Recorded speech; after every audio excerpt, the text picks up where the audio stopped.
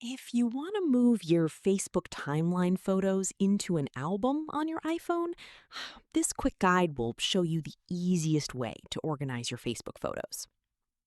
First, open the Facebook app on your iPhone and go to your profile.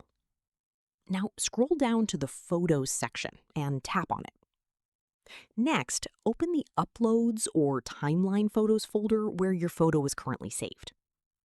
Select the photo you want to move, then tap the three dots in the top right corner.